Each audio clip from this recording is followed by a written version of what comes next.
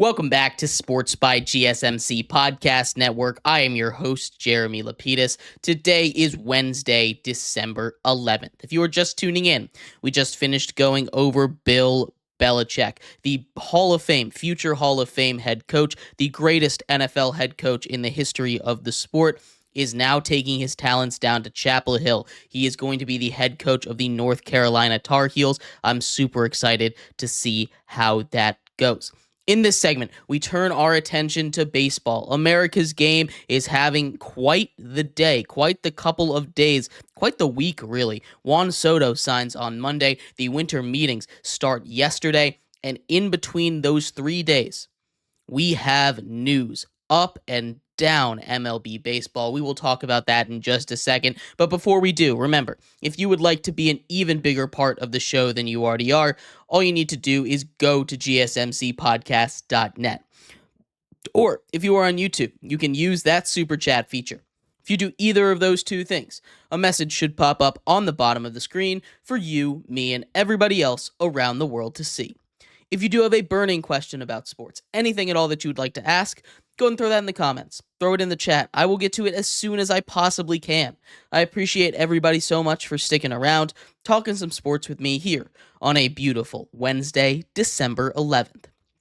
But like I was saying, we're going to start off in baseball here. And we're going to start with one specific deal because I think this is one that has a lot of meat behind it, for lack of a better term there. The Yankees add Max Fried. He signs the largest deal that a left-handed pitcher has ever signed in the history of baseball, $118 million guaranteed for him. He teams up with Garrett Cole, and that rotation that was nasty at the beginning of the year is one of those things that you see, at least my theory on baseball, and it's not always right. We saw a Dodgers team that didn't quite have the greatest pitching staff, but had the best offense maybe in the history of baseball, at least when you look at it on paper, win the World Series last year. They've only found a way to get better, which is a side note here, but the Yankees add pitching. And I think pitching wins baseball games. Pitching wins championships. And I think as much as the Yankees needed to, this is kind of a coping thing for not signing Juan Soto. Obviously, they lose one of the best bats in the game, arguably the best bat in the entirety of Major League Baseball. He goes to the crosstown rivals in the New York Mets. That's not a good look for Hal Steinbrenner and those New York Yankees. But a lot of Yankees fans thought if you don't get Soto, he's going to sit on his hands and he's going to have a quiet offseason. No, they go out and they give the biggest deal in the history of baseball to a left-handed pitcher. Max Fried comes up from Atlanta after pitching a long time there. He's going to be a great pitcher. He's incredible, and he doesn't even have to be the number one. You pair him with Garrett Cole, that's a crazy 1-2 punch. That depth, that pitching depth is going to be awesome, especially in the playoffs. Now, the Yankees should not be done here. They shouldn't be happy with this because the biggest issue with their team wasn't pitching. And while the pitching did have a couple issues, especially when you got more down to the bottom of the rotation, this biggest issue with this Yankees team was the bottom of the lineup, right? You were trotting out guys that probably shouldn't have been out there. They were putting up disgustingly bad numbers for a team that was playing in high leverage moments like the World Series. You had Alex Verdugo up there for the final out of the World Series. That's not what you wanted. Outside of Soto, outside of Judge, outside of the top of that lineup, they weren't getting much help. So this shouldn't be it for the Yankees. There's still a lot of big bats out there, places that they could potentially go. This is just a sign that they're not going to sit on their hands. They know they need to improve. They look over there and they see the Dodgers improving already. They're matching them. The Dodgers go out and get a pitcher. The Yankees go out and get a pitcher. That's going to be the big team that everyone's trying to beat. It is those Dodgers because, my goodness, that team is stacked, and they're getting Shohei back on the mound next season. He pitches at an ace level. It's going to be scary to think about how good that team is. But the Yankees adding Max Fried, I think, is a really underrated signing, and it's something that I think shows a lot for the future of this Yankees squad. Now, again, this is not going to be it, or this shouldn't be it at a minimum. If this is it for the Yankees, they're going to have a lot of trouble because as good as Aaron Judge is, second MVP in about 3 years, his second straight healthy season where he has won the MVP, he can't do it on his own, and we've seen that in the years without Juan Soto. Even in the years with Juan Soto, they weren't able to get the big ring.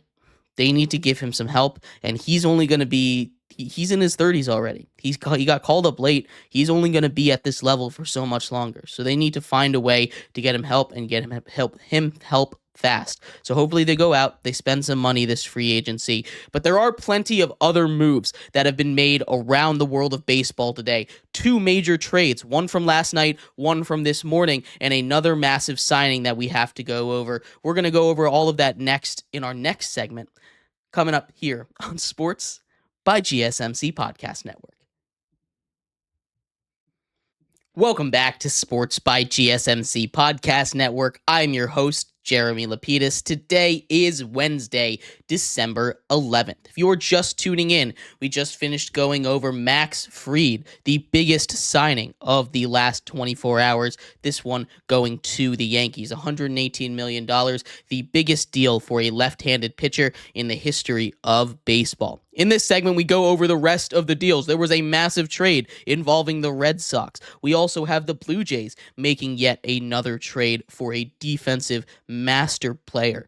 We're also going to go over a couple more signings. The Orioles get a big one. The Giants get a big one. We'll talk about all that and more coming up in just a second. But before we do, remember, if you would like to be an even bigger part of the show than you already are, all you need to do is go to gsmcpodcast.net.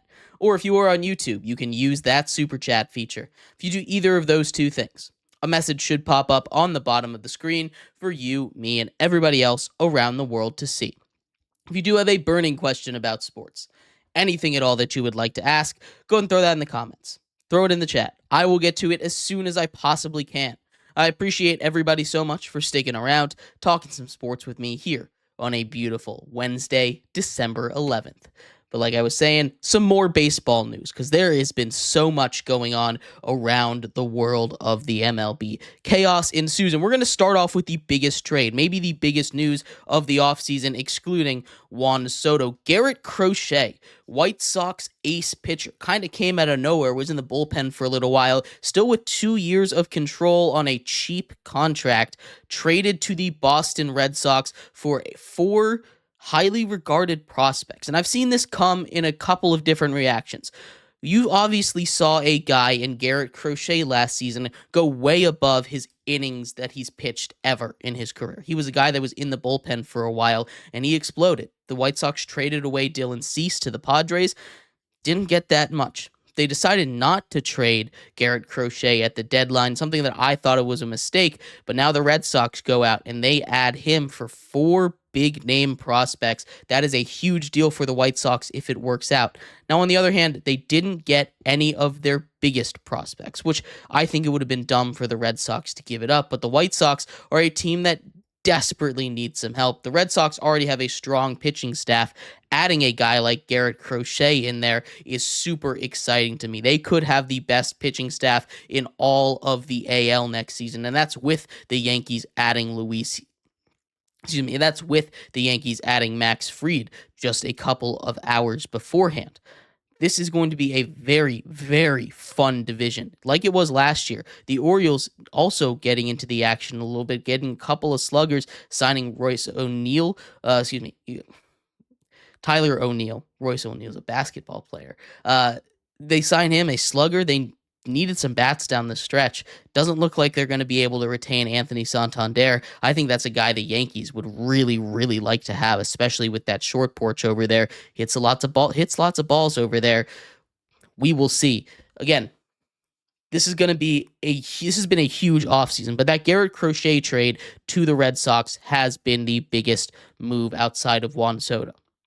Garrett Crochet was one of the best pitchers, one of the biggest surprises last season, maybe the lone bright spot on a historically bad Chicago White Sox club, a team that lost more games than anybody else in the modern era. They are building back up from nothing, and you take young prospects when you can get them. Garrett Crochet was not going to help this team win, but getting prospects for him is a huge get, something that they needed to do.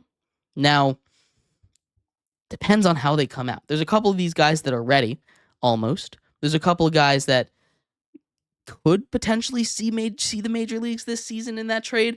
I'm not 100% sure if any of them will, but with an organization like the White Sox with where they are, I wouldn't be shocked if a couple of them found their way onto the field maybe later on in the season.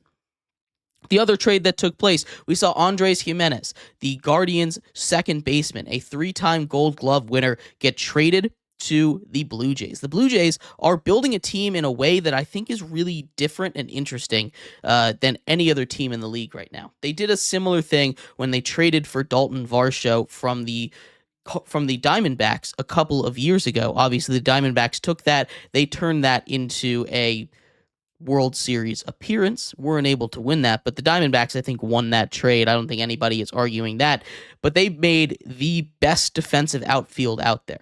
They put Dalton Varsho out there, and they paired him up with Kevin Kiermaier.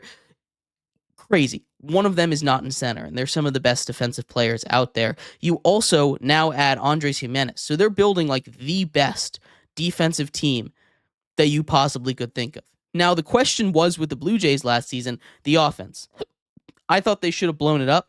Instead, they held on to Vladdy. He had a huge season down the stretch. If he can continue to hit like that, if Bo Bichette can come back healthy and play like he was when he made the All-Star game a couple of years ago, this is a dangerous team. There's a lot of ifs in this division, and the AL East is again going to be one of the strongest ones. We saw the Orioles be one of the top seeds in baseball. The Yankees also one of the top seeds in baseball and make it all the way to the World Series last year. The Blue Jays struggled a little bit. The Red Sox showed some life. They've got a lot of young talent coming up from their pipeline, and their pitching staff is incredible. The one team that is kind of falling behind is the Rays, but the Rays always find ways to win. There's never a time when you can count out the Rays. They just have an incredible farm and incredible player development. That is something that's super undervalued. But with the Blue Jays loading up, with the Yankees loading up, with the Orioles loading up, it lets you, and with the Red Sox loading up, it makes you wonder if the Tampa Bay Rays, who small market team, they don't have the same resources that all these other teams in their division, their big market division friends have. It makes you curious what they're going to be up to. Still lots of time left to see in the offseason, though. But again, lots of news coming out around baseball. Let me know, who do you think had the biggest, what do you think was the biggest move that happened over the last couple of days? The winter meetings continue in baseball. We're going to keep an eye on them for the future, but we're going to take a quick break. When we come back, basketball talk. We got some Jimmy Butler news. He has officially named 4 teams that Jimmy Butler has named for potential trade targets. We'll talk about which one of those is the best and which one of them he might end up with. We'll talk about that next here on Sports by GSMC Podcast Network.